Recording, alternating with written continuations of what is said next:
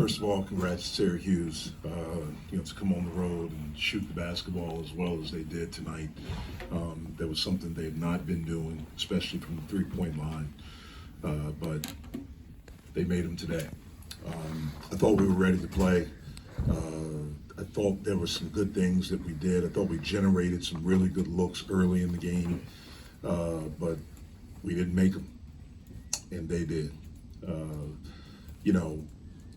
I love my team. I think we're pressing. I think we're putting pressure on ourselves, especially here, because we've not shot the basketball well here.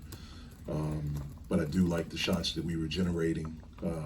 We have to continue to be tougher, to be together, and to fight through it, and to figure out a way to cross that bridge and to become the team that we want to be and that we think that we can be.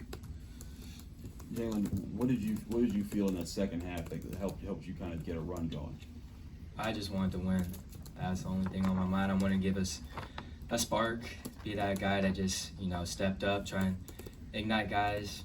That was really it. I just wanted to be that spark for everybody. Are there parts of your game that you feel have started to become more consistent as you've gotten more time to play with the guys in live action? I'm just all around healthier, so I just feel more comfortable out there with everybody. Everybody's pretty comfortable with each other, so that's just really it. Jaland, do you feel the pressure that your coach kind of talked about where, a lot of people aren't making shots, you guys haven't won some games on this home floor. Do you feel that when you're out there? I don't think it's pressure from coach. We all want to win, and that's just the bottom of it. We just want to win. It's not pressure from him because we expect that from our coach. He's our example. We know what he's done in the past. He expects that. He holds us to a high standard, and we just want to go out and hold that standard for him and for ourselves at the same time. I wasn't necessarily saying that he's putting that pressure. It's just more, you guys you're competitive. You want to make sure. How do you put that frustration in the back burner and not allow that to affect your play? Mature. It's just mature. It's a next play thing. It's a mindset that a lot of people we have to get used to. If we're not making shots, we still got to make sure we get back on the other end and don't let it affect all the rest of our play. It seemed like in the second half you were progressively getting more and more aggressive as more shots went down. Were guys telling you, hey, you have the green light, you need to go, or were they just kind of finding you? It's not necessarily them telling me. We all trust each other with the ball in our hands. So it's just not a solo thing. Everybody trusts each other at the same time. Where are you guys talking about on the floor when shots aren't falling and you're trying to find something to be consistent to shot you guys out of when the other team's got runs going? Get a defensive stop. That's all. That's when we're not hitting shots. That's all it is. Get it back on the defensive end. Try and make up on it on that side. Jump to what Jaland was saying. We should find the team that the pressing on offense is leading over to defense. Yeah, I think so. I thought in the first half, I thought they made some really tough shots. They made a couple of shots at the end of the shot clock. Coming into the game in conference play, they were making 4 threes a game. And they made 6 in the first half. And some of them were deflating. We when I say we're pressing, then we foul Copeland shooting a 3. There. That's what we want it so bad, and they do, they really do. But I just think when it's not going our way, we have. It was a really interesting answer and a great answer from an 18-year-old about we have to mature. We collectively as a group have to mature, and we have to understand that we have to do it together. Again, all these, they are really good guys. I love being around them. They want to be really, really good. And they're searching right now. We're searching, all of us. And I have to do a better job with them. But hopefully as we go forward, we can get back into the rhythm offensively that we were in earlier this year. Again, I thought we generated really good looks early in the game. They wouldn't go down for us. Jeff, when you guys aren't able to hit your shots, and this is a team, when you're hitting shots, everyone feeds off of it, and it clearly generates a lot of things. Is there something you can do to kind of shock things back into that, more things to create? That's a great question. It's something I'm trying to figure out the buttons to push. Obviously, what I've done has not worked. I'm going to continue to try. We're going to continue to believe in them, to try to encourage them, to tell them the truth. We have to collectively, as a team, coaches, players, we have to be tougher. We have to be mentally tougher, and we have to be physically tougher.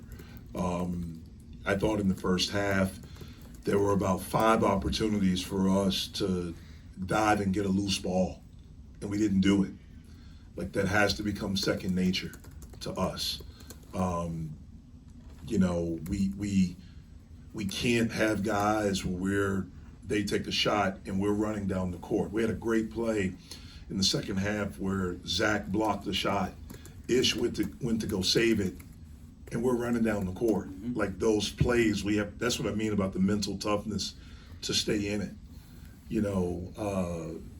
And so we just, collectively as a group, we all have to be better, and I have to be better for them. Jeff, I forget the exact phrase you used about Blake after the Louisville game, about him being, was it all in or on or locked in or something like that? I'm not sure. Okay, but nonetheless, when he's going through this shooting slump that's now about a month long, Mhm. I mean, how do you keep him from not getting in his own head and it affecting his confidence? Yeah, well, I don't know if it affects his confidence. I think what it can do with Blake is to make him press a little bit more. Mm-hmm.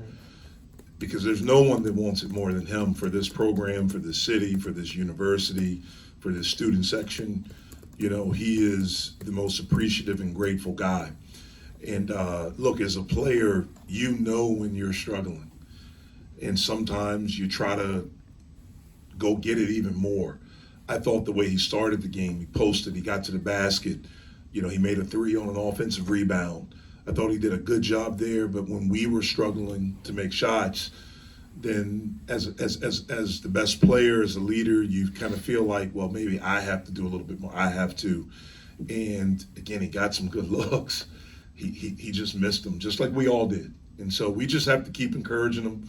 We need him to be him. And those shots and plays will eventually fall. But we can't allow missed shots to hurt us on the other end too. Like, we have to stay locked in and dialed in there with what we're doing, with the coverages, with guarding the ball, with being in the gaps, whatever it is, our game plan, we have to do a good job of doing that. We'll continue to do that. You mentioned 2 times how you have to be better. What exactly does that entail for you? I just have to coach him better. I have to, I think we're prepared. Obviously, we have to do a better job there. Try to help him be confident. Believe in them, love on them even more, especially times right now when, we're struggling. If you're short of mental toughness, how do you get it back? You just got to keep fighting. No one can help you with that. You have to help yourself with that. From the 10-24 mark in the first half to, I think, the 6-20 mark, scoreless drought. That's a trend that's happening a few games this season. Is there something that's specifically happening, or is it just? I don't think. We were up 6 at that point. I thought, we were making some shots. Then we came out and we didn't make shots. We got to the foul line. We missed front end of 1-on-1. Went 1 for 2 at the line. Another time, we have to have collectively as a group toughness to be able to step up and make plays. Jeff, Starling is a guy who was struggling coming into today, and he had a really big game. I mean, what did you see from him? Anything different as what you saw on tape? No, that seems to be a trend against us. Yeah. Benny Williams had 25 points coming into this game in conference play. 15 were against us. He hadn't made a 3. He made 1 today. Starling's a talented kid. He was a top 30 kid coming out of high school, and he was able to get the spots. He was in a good rhythm. He was confident. He saw the basketball go in. And when you're a talented player, if you see it go in a few times, that gives you even more confidence. We have to have better resistance, though. And that's what I mean about the physicality that we have to have defensively to be able to stand guys up and contest guys without fouling. Like, I think we fouled 3 jump shooters today. Like, we have to have the discipline to not do that. What's Bub's demeanor right now? I mean, he shot 0 for 10, obvious struggles. How have you seen him try to fight through and find himself? Yeah, you know, he's obviously down because he's a talented player and he's a good player and, you know, has had an outstanding season thus far, but he's struggling. You know, Bub is a confident kid, but look, when you're 18 years old and you're a freshman and you're struggling and, you know, at times you can feel like you're letting your team down. The thing that I constantly tell him is that, you know, just like when we were winning and he was playing well, he wasn't winning for us. We were winning. And so it's not a singular thing. He knows that he has to be better and he will be better and we'll help him with that. But he has to remain confident in his work, confident in the process, and continue to keep swinging. You've been a coach who you coached through so many seasons. You've been coached through so many seasons. What are things that you can do in those moments to kind of when things just are not falling to kind of shock a team out of whatever funk that they're in? The things that you've experienced. That's a good question. I mean, to me, I think a lot of it, at least in my experience as a player, it was players that did it. I mean, I think I played for arguably I don't think it's arguably, I think he's the best coach ever. I was on a team that went 2-14 in the league and 13-18. The year before we played for the national championship. The next year we started 0-4 in the conference. There wasn't much the coach did. He believed in us, but it wasn't much that he did. Like there was a toughness with our group, and we were not the most talented group, but there was now we were older, but there was a toughness with Chris Collins, who's the coach at Northwestern as a senior, with myself. You know, we had been through hard times, and it was just a thing where it's like, we got to fight, we have to get out of it. Now, coach and the coaching staff believed in us. They, you know, believe it or not, we put in a flex offense at Duke to go play NC State for that game. I don't think we ran it well, but there was a toughness that we had, and you had to overcome it. We finished 8-8 in the league, made the tournament, then we won the ACC the next year. So there was a toughness. Sometimes you have to go through crap. Sometimes you have to go through hard things to learn. And, you know, we are a group, we are a team that, and I don't use this as a crutch, so you guys that are from here, you know, like, look, we're inexperienced. It's not an excuse, it's an explanation. We have to go through, and we're going through something really hard right now. And so this will teach us a lot individually and collectively as a group, because that's life. You go through stuff, you got to fight through.